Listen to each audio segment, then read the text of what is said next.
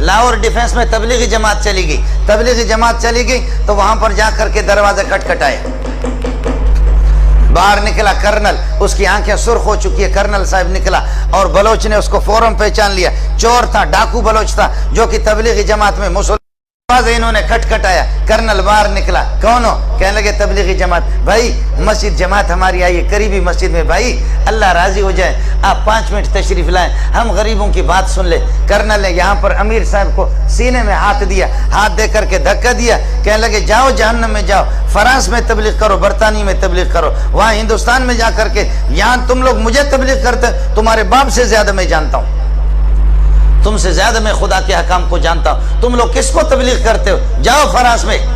آپ سمجھ رہے؟ ذرا سن لینا، آپ کو مزہ آئے گا۔ ارے تو نے سارا نظام کر، بیٹھ جا اپنی جگہ پر۔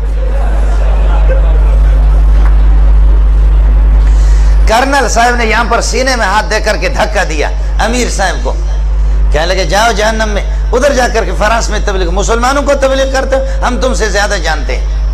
آپ میری بات سمجھے؟ ہے بلوچ اٹھا آگے، کہا امیر صاحب ہم کو چھوڑو، امیر صاحب تم ہم کو چھوڑو۔ کہا اوے کرنل، اللہ اکبر، کہا اوے کرنل، کہا مارچ کے فلان تاریخ کو، یاد ہے آپ کو؟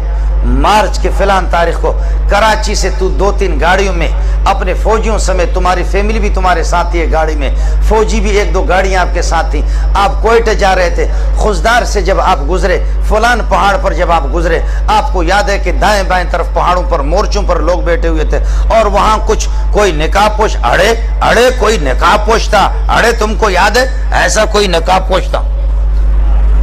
اڑے تم کو یاد ہے کوئی ایسا نقاب پوش تھا؟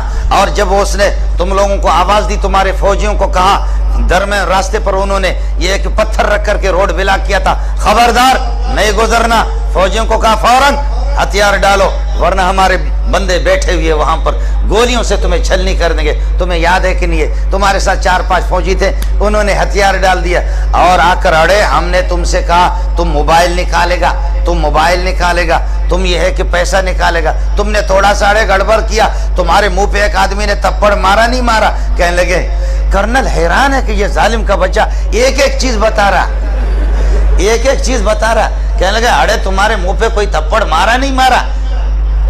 کہتے مارا، کہتے اڑے وہ ہم تھا، اڑے وہ ہم تھا۔ آپ سمجھ رہے؟ وہ کہتا کہ کیا ہے بھائی؟ اڑے وہ ہم تھا، اس وقت تو بدماش تھا، تجھ سے بڑا بدماش میں تھا، تیری جرت میں نے دیکھی، تو قسم اٹھا، تیرے آنسو آ رہے تھے نہیں آ رہے تھے؟ اللہ اکبر، اللہ اکبر۔ اللہ نے کرنل کے دل کو فوراً بدل دیا۔ میرا خالق ان قلوب بنی آدم بین اصبع الرحمن یقلبها کیف یشاء، ابن آدم کے دل سارے میرے خالق کے دست قدرت میں ہے، اللہ جیسے چاہتا پھیر دیتا ہے۔ کرنل کے آنسو آگے امیر صاحب کے پاؤں پہ پڑنے لگے، کہنے لگے امیر صاحب خدا الیاس کے قبر پر نور نور اور رحمتوں کی بارش کر دے۔ الیاس کیسے؟ اس قسم کے بغیرت اور ایسے جانور بلوچوں کو بھی تم نے مسلمان بنا دیا، خدا الیاس پر رحم کرے۔ اس قسم کے ذلیل بلوچوں کو، اس قسم کے ڈاکوؤں کو تم نے، اللہ اکبر۔ کرنل نے کہا میں تم سے معافی مانگتا ہوں، تم سے وہ کرنل ٹھیک ہو گیا، لیکن کرنل چلتے چلتے ان کا دوست تو ہو گیا، دوست ہو کہنے لگے تمہاری بات واقعتاً ایسے جانور کو اس ظالم کے بچے نے میری بیوی کے سامنے میرے منہ پہ تھپڑ مارا، اس ظالم کے بچے نے ہمارے جیب بھی خالی کے 5 روپے بھی نہیں چھوڑے۔ قربان جاؤں الیاس کی قبر پہ، قربان جاؤں کہ ایسے لوگوں کو ہم لوگ فوجی لوگ قابو نہیں کر سکے۔ شاباش شاباش، ان کو تبلیغیوں نے ان کو کنٹرول کر لیا۔ پھر کرنل نے تھوڑی دیر کے بعد مذاق کیا، کہتے اے بلوچ کا بچہ، اڑے تمہارا باپ یہاں سے جائے گا، ابھی میں فوجیوں کو فون کرتا ہوں تم کو پکڑ کر کے تم کو الٹا لٹکائیں گے۔ تو کیا کہتے ہیں بلوچ کا؟ اڑے تم فوجی کو فون نہیں کرے گا، ہم تمہارا گلا دبائے گا۔ آپ سمجھ رہے نہیں سمجھ رہے؟